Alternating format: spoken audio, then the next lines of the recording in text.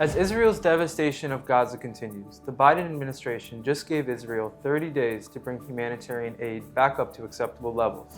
The directive is part of a foreign military financing review process under 620I of the Foreign Assistance Act, which stipulates that recipients of security assistance must not restrict U.S. humanitarian aid.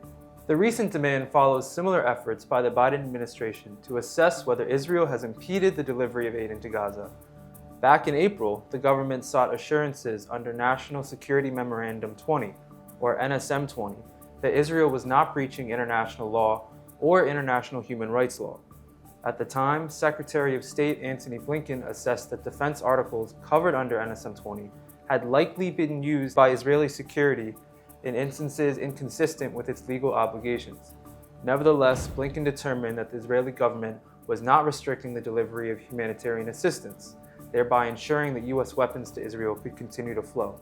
The U.S. government's current assessment of Israel's conduct is similar to the assurances sought in NSM 20, both of which raise concerns over concerningly low aid levels and harm to civilians in Gaza.